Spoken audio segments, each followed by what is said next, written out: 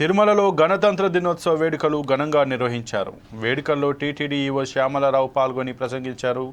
జాతీయ నాయకుల స్ఫూర్తితో సేవలందించాలని అన్నారు.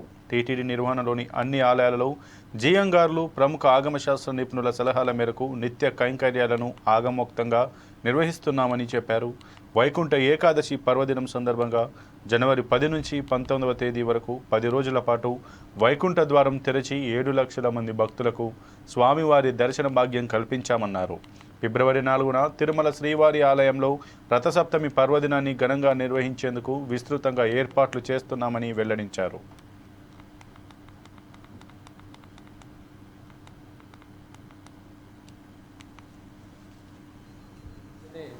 ధార్మిక సంస్థ నేను చెప్పినట్టు శుభాకాంక్షలు తెలియజేసిన అందరూ కూడా దీంట్లో ఏదో రకంగా భాగస్వాములుగా ఉన్నారు. ఈ భాగస్వామ్యంతో మనందరం కూడా అనేక కార్యక్రమాలు చేపట్టి దిగ్విజయవంతంగా నిర్వహించడం జరిగింది. అందుకే మనందరం కూడా మన పరిధిలో బాధ్యతలు నిర్వర్తించినప్పుడే కార్యక్రమాలు విజయవంతంగా అవుతాయని ఈ సందర్భంగా తెలియజేస్తున్నాను.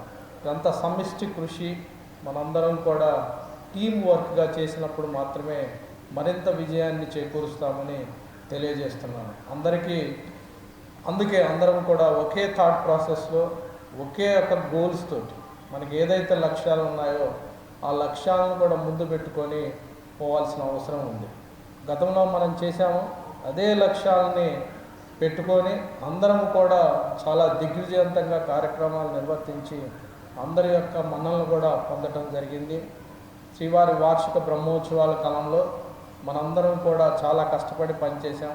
అన్ని వైపులను కూడా భక్తుల నుంచి కానీ, అలానే ఉద్యోగుల నుంచి కానీ, విశ్రాంతి ఉద్యోగుల నుంచి కానీ, అలానే మనం కూడా ఎంతో సంతోషపడ్డాము.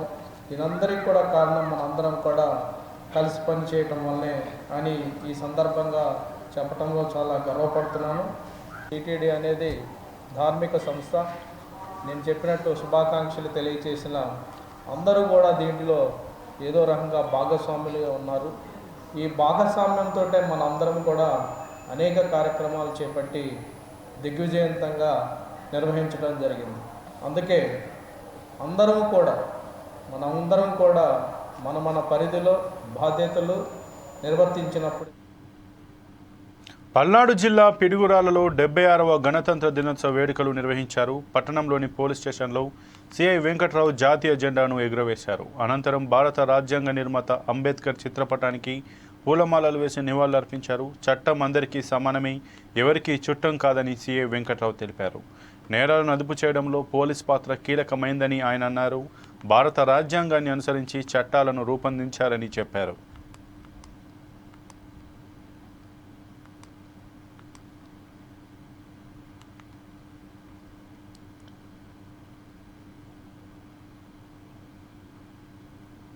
వెనుకబాటుకు గురైన వడ్డెర జాతి రిజర్వేషన్లపై పోరాడాల్సిన అవసరం ఉందని వడ్డెర సంఘం రాష్ట్ర అధ్యక్షులు గుంజి సంతోష్ కుమార్ అన్నారు. మహబూబ్నగర్ జిల్లా హన్వాడ మండలంలోని యూరోనిపల్లి గ్రామంలో వడ్డెర రిజర్వేషన్ పోరాట సమితి కార్యాలయాన్ని ఆయన ప్రారంభించారు. తెలంగాణలో వడ్డెర జాతి విద్య, వైద్య, ఉపాధిలో ఎంతో వెనుకబాటుకు గురైందని ఆవేదన వ్యక్తం చేశారు. బీసీఏ నుంచి ఎస్టీ రిజర్వేషన్లోకి మార్చాలని ఆయన డిమాండ్ చేశారు. చదువుకు దూరంగా ఉన్న కులం ఏదైనా ఉందంటే అది కేవలం వడ్డెర కులమని ఇటీవల ప్రభుత్వ సర్వేలో తేలిందన్నారు.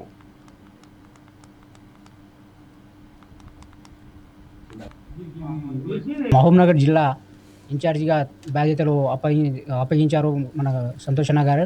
అదే అప్పగించిన తర్వాత మనము మొట్టమొదటిలా ఈరోజు మా విలేజ్లో మండల స్థాయిలో కార్యాలయాన్ని ఓపెన్ చేసుకొని తర్వాత ఇలాంటి కార్యక్రమాలని ప్రతి విలేజ్లో ప్రారంభించుకొని మండల కమిటీలో గ్రామ కమిటీలు వేసుకొని రేపు భవిష్యత్తులో కూడా జిల్లా స్థాయిలో మేము కార్యాలయాన్ని ఓపెన్ చేసుకుంటాము. ఇలాంటి కార్యాలయాన్ని కూడా మా యొక్క డిమాండ్స్ మన సంతోషాన్ని గారు చెప్పారు. ఇలాంటి డిమాండ్స్ మేము ఎస్టీ నినాదం కోసం కానీ ఓబైన ఆశయాలను ఇలాంటి నినాదంతో ఇలా ముందుగా కొనసాగుతామని చెప్పి ఒకటి ఆలోచన. ఈరోజు యార్వానిపల్లె గ్రామం మన వడ్డెర రిజర్వేషన్ పోరాట సమితి రాష్ట్ర కార్యాలయం, అదేవిధంగా రాష్ట్ర మండల కార్యాలయాన్ని ఓపెన్ చేయడానికి ఈరోజు రావడం జరిగింది. అదేవిధంగా ఈరోజు ఈ కార్యాలయం ఓపెనింగ్కి సహకరించిన గ్రామ పెద్దలందరికీ, వడ్డెర కుల బంధువులందరికీ కూడా మా ధన్యవాదాలు తెలుపుతూ ఈరోజు వీఆర్పీఎస్ ఒక ముఖ్య ఉద్దేశం విద్యా ఉపాధి అవకాశాలు మన తెలంగాణ రాష్ట్రంలో ఏ విధంగా అయితే విద్యా ఉపాధి అవకాశాల కోసం మనం కొట్లాడామో అదేవిధంగా అదే ఆదర్శంగా తీసుకొని మన వడ్డెర కమ్యూనిటీ ఏదైతే ఉందో వెనుకబడి దాదాపు 60 సంవత్సరాలుగా వెనుకబడిన జాతి ఇది. దీనికి రిజర్వేషన్ పరంగా చాలా అన్యాయం జరుగుతుంది కాబట్టి ఎస్టీ రిజర్వేషన్ కోసం బీసీఏ నుంచి ఎస్టీ రిజర్వేషన్లో మనం మార్చాలని చెప్పేసి ఆ ముఖ్య ఉద్దేశంతో ప్రధాన డిమాండ్గా మేము వీఆర్పీఎస్ని స్థాపించడం జరిగింది. అదేవిధంగా విద్యా ఉపాధి అనే దాంట్లో మాకు విద్య అనే దాంట్లో చాలా వెనుకబడిపోయి ఉన్నాం రిజర్వేషన్ పరంగా. మొన్నటిదాకా ఎంబీసీ రిజర్వేషన్లో మేము కొనసాగాము. తెలంగాణ ప్రభుత్వం వచ్చినప్పటి నుంచి ఆ ఎంబీసీ కూడా మమ్మల్ని తీసివేయడం జరిగింది. మీరు ఎక్కువ మనం వెనుకబడిన జిల్లా మహబూబ్ నగర్లో తీసుకుంటే 90% ఇక్కడ మన వ్యవసాయ గ్రామాలు ఉన్న జిల్లా, చదువు కూడా చాలా తక్కువ. అందులో చాలా చదువు తక్కువ ఉన్న కులస్తులు ఏదైనా ఉన్నారంటే వడ్డెర కులస్తులేనని చెప్పి మేము చెప్పగలుగుతున్నాము. ఇటీవల కాలంలో గవర్నమెంట్ సర్వే చేసి కూడా ఇదే చెప్పింది.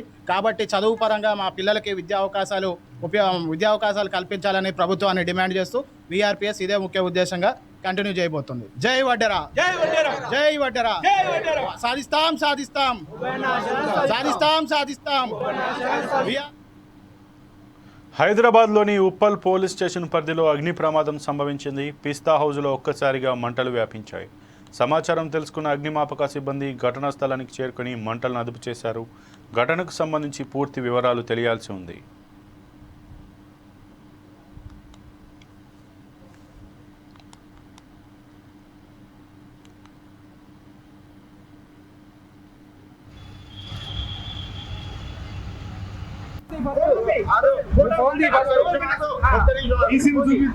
फोटो नहीं है तो क्या करते?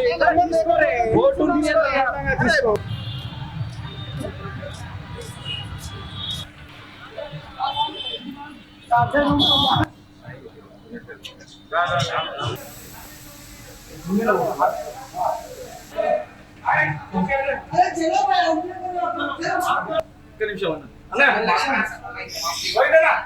ఉందా మాస్క్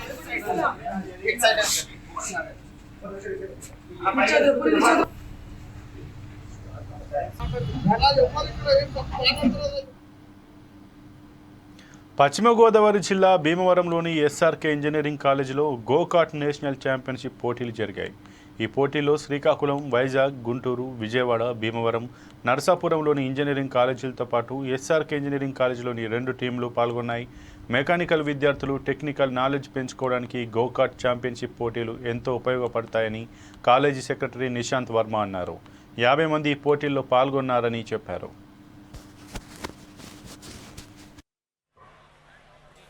ఈవెంట్ భీమవరంలో చేయడానికి ముఖ్య కారణం ఏంటంటే మొన్న ఈ మధ్య మా టీం వాళ్ళు వేరే స్టేట్కి వెళ్ళి ఇలాంటి ఒక ఈవెంట్ చేసి ఇది మన దగ్గర ఎందుకు చేయకూడదంటే మా వాళ్ళు ఒక సుమారుగా నెల వరకు వర్కౌట్ చేసుకుని మన కాలేజీలో ఇంటర్నల్ రోడ్ సరిపోతుంది సార్ ట్రాక్ కింద అని ఎక్స్టర్నల్ ఎక్స్పర్ట్స్ వచ్చి చూసుకుని ఇక్కడ ఉన్న పిల్లలందరికీ కూడా ఈ గోకాట్ అంటే ఏంటి, ఎలా ఉంటుంది తెలుస్తుందని మేము ఇక్కడే కండక్ట్ చేయడం జరిగింది. సార్ నేషనల్ ఛాంపియన్షిప్ పెట్టారు కదా సార్, ఎలా ఉంది, ఎలా చేశారు?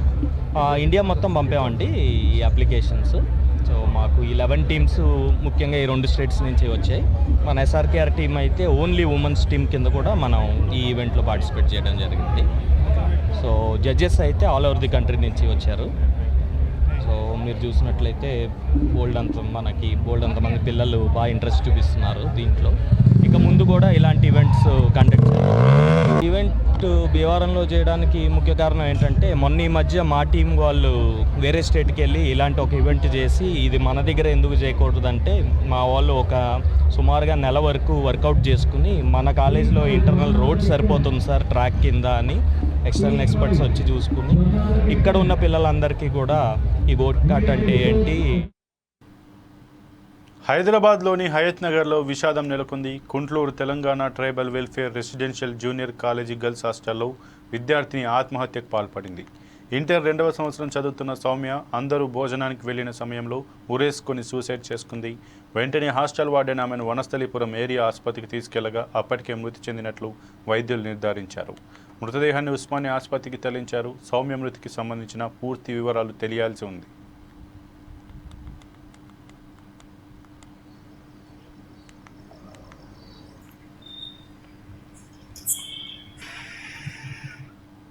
మెదక్ జిల్లా బీఆర్ఎస్ పార్టీ జిల్లా కార్యాలయంలో కౌన్సిలర్లకు అభినందన సభ ఏర్పాటు చేశారు. మెదక్, రామాయంపేట, నర్సాపూర్ మున్సిపల్ కౌన్సిలర్లను జిల్లా బీఆర్ఎస్ అధ్యక్షురాలు పద్మా దేవేందర్ రెడ్డి, ఎమ్మెల్యే సునీత లక్ష్మారెడ్డి సన్మానించారు. మున్సిపల్ కౌన్సిలర్ల పదవీ కాలం ముగియడంతో పూలమాలలు వేసి శాలువాలు మెమంటోతో ఘనంగా సత్కరించారు. గత 10 ఏళ్లలో మాజీ సీఎం కేసీఆర్ మున్సిపాలిటీలు, గ్రామాలు ఎంతో అభివృద్ధి చేశారని పద్మా దేవేందర్ రెడ్డి అన్నారు. పల్లె ప్రగతి, పట్టణ ప్రగతిలో భాగంగా గ్రామాలు, మున్సిపల్ వార్డులను ఎంతో సుందరంగా తీర్చిదిద్దారని చెప్పారు. 2014 ముందు మెదక్ మున్సిపాలిటీలో నీటి సమస్య ఉండేదని సునీత లక్ష్మారెడ్డి అన్నారు. కేసీఆర్ 53 కోట్ల రూపాయల నిధులు మంజూరు చేయడంతో పట్టణంలోని ప్రతి ఇంటికి మిషన్ భగీరథ ద్వారా నీరు అందిస్తున్నామని తెలిపారు.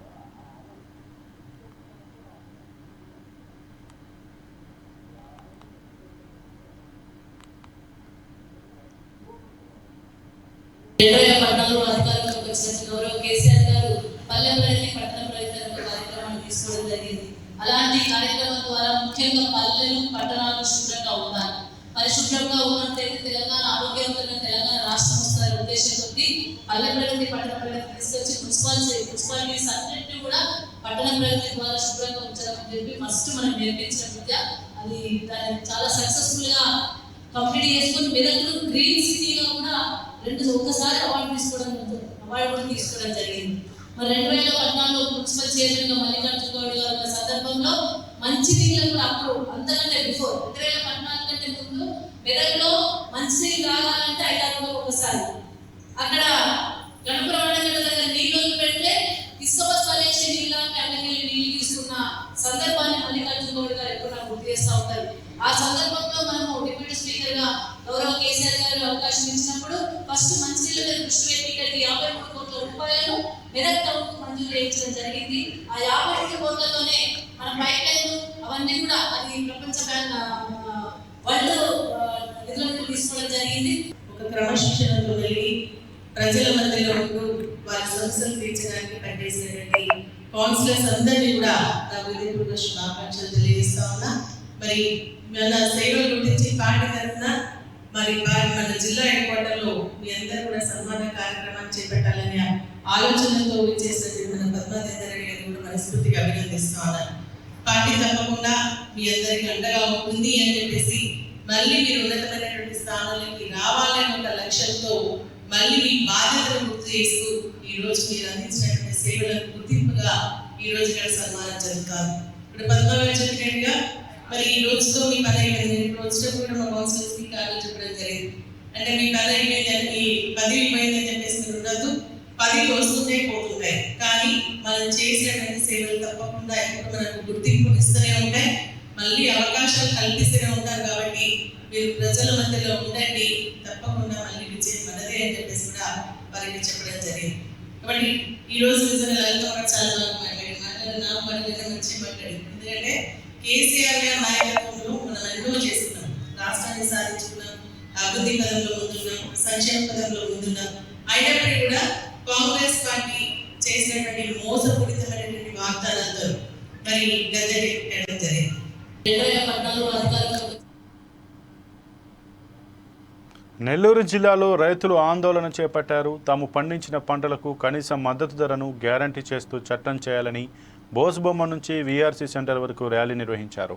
అనంతరం అంబేద్కర్ విగ్రహానికి తమ డిమాండ్లతో కూడిన వినతి పత్రం సమర్పించారు. వ్యవసాయ రంగంలో కార్పొరేట్ కంపెనీల చొరబాటుకు అవకాశం కల్పించడానికి డిజిటల్ అగ్రి మిషన్ విధానాన్ని కేంద్రం తెచ్చిందని రైతులు ఆరోపించారు. ప్రభుత్వ రంగ సంస్థలను ప్రైవేటీకరిస్తూ కార్మికుల హక్కులను హరించే 4 లేబర్ కోడ్లను అమలు చేయడానికి సిద్ధమైందని అన్నారు.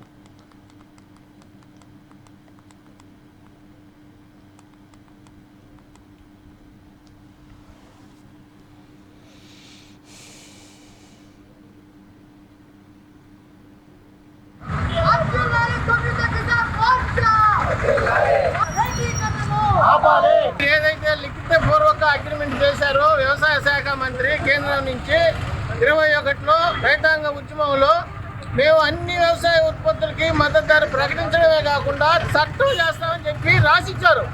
ఆ రాసిచ్చిన ఒప్పందాన్ని అమలు చేయమని చెప్పి ఈరోజు భారతదేశం మొత్తం మీద రైతులు ఇదుల్లోకి వస్తూ ఉన్నారు.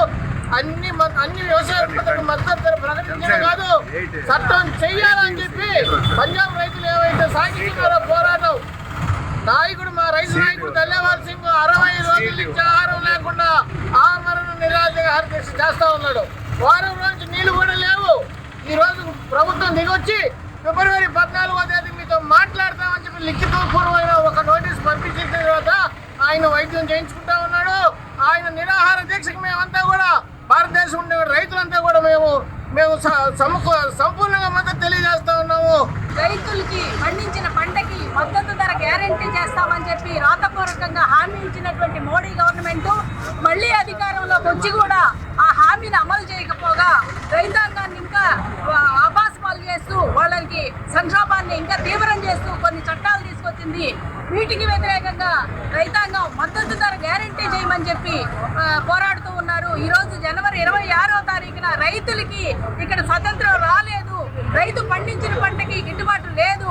కావున ఏదైతే మీరు హామీ ఇచ్చారో ఆ హామీని అమలు చేయండి అని చెప్పి ఢిల్లీలో రైతులు ఆమరణ నిరాహార దీక్ష చేస్తున్నారు. రైతు సంఘాల నాయకులు దానికి మద్దతుగా అయితేమి, ఆ చట్టాలని చేయమనైతేమి, మద్దతు ధర గ్యారంటీ చట్టం చేయమనైతేమి, అనేక సమస్యల మీద రైతాంగం పోరాడుతున్నటువంటి పరిష్కారం కోసం ఈరోజు పెద్ద ఎత్తున దేశవ్యాప్తంగా ఈరోజు నిరసన ర్యాలీలు చేపట్టాం. రైతు సంఘాలన్నీ కూడా అందులో భాగంగానే నెల్లూరు జిల్లాలో ఉన్నటువంటి సమస్యలన్నింటినీ పరిష్కరించాలని చెప్పి కోరుతూ రేపు ఈ ర్యాలీని కొనసాగిస్తాం. ఈరోజు ఇప్పుడుండే బీజేపీ ప్రభుత్వం కేంద్ర స్థాయిలో నిరంకుశంగా రైతులను అణిచివేయాలనే ధోరణిలో, రైతులను అనగదొక్కాలనే ధోరణిలో, రైతే రాజు అనే నినాదంతో కాంగ్రెస్ పార్టీ ఆనాడు ముందుకు చేసుకొచ్చిన సందర్భాలని మేము గుర్తు చేయాలి, చెప్పక తప్పదు.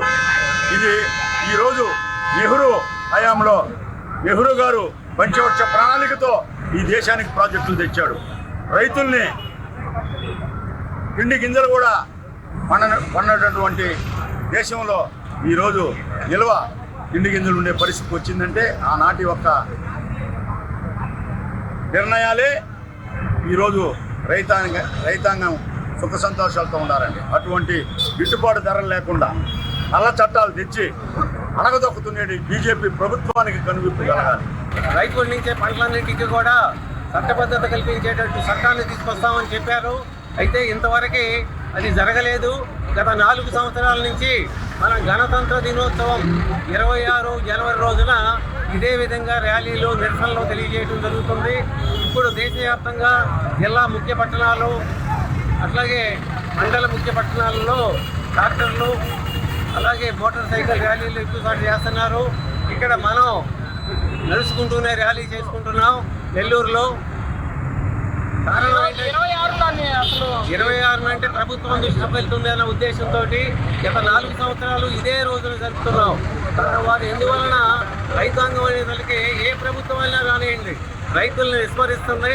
ఇప్పుడు ఈ మన బీజేపీ గవర్నమెంట్ వచ్చే ముందు రైతులకి రాష్ట్రంలోనే తిరుపతిని జిల్లాను అగ్రగామిగా నెలకొల్పడమే ధ్యేయంగా కృషి చేస్తున్నట్లు కలెక్టర్ వెంకటేశ్వర్ తెలిపారు. 76వ గణతంత్ర దినోత్సవం సందర్భంగా తిరుపతి పోలీస్ పరేడ్ గ్రౌండ్స్లో వేడుకలను ఘనంగా నిర్వహించారు.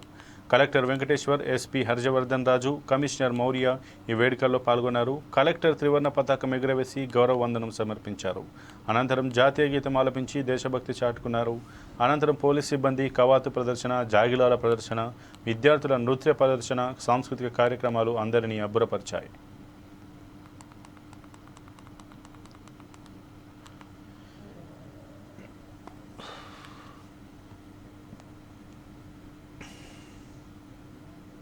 మన దేశ స్వాతంత్ర సిద్ధికి స్వతంత్ర భారతదేశంగా ప్రజాస్వామ్య లౌకిక గణతంత్ర దేశంగా ఆవిర్భవించడానికి కృషి చేసిన ఎందరో త్యాగధనులు, వారందరికీ నా నమస్సుమాంజలి. మన గౌరవ ఆంధ్రప్రదేశ్ ముఖ్యమంత్రి గారు ఆకాంక్షలకు ఆశయాలకు అనుగుణంగా జిల్లా యంత్రాంగం సమష్టి కృషితో నీతి నిజాయితీలతో మన తిరుపతి జిల్లాను అన్ని రంగాలలో అగ్రగామిగా నిలపాలని ఆకాంక్షిస్తున్నాను. నూతన ప్రభుత్వం ఏర్పడిన వెంటనే ఎన్నికల్లో ఇచ్చిన హామీల మేరకు 5 ప్రాధాన్యత అంశాలపై ముఖ్యమంత్రి తొలి రోజు సంతకం చేసిన విషయం అందరికీ విదితమే.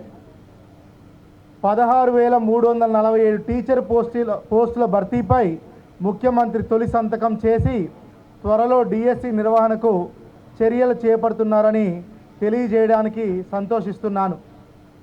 ఇచ్చిన హామీ మేరకు ల్యాండ్ టైటిలింగ్ యాక్ట్ను రద్దు చేశారు. పెన్షన్లు పెంపుపై 3వ సంతకం చేసి గత ఏప్రిల్ 2024 నుండి అమలవుతున్నది.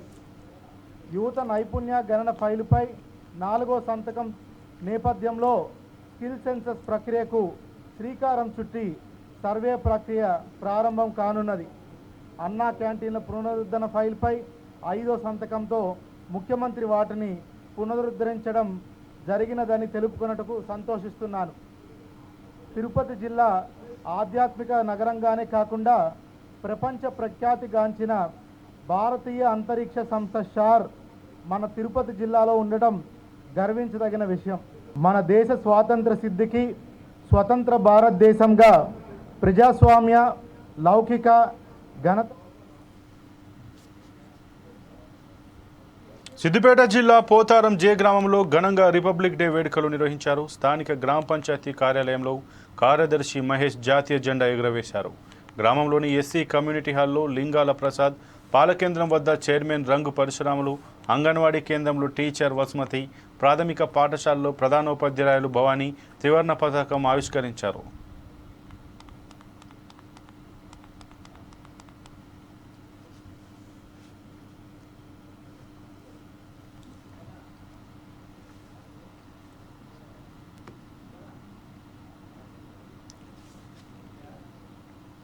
ఇక ఇవి ఇప్పటివరకు బులెటిన్లోని అప్డేట్స్. మరిన్ని అప్డేట్స్ కోసం చూస్తూనే ఉండండి 4 Sides TV.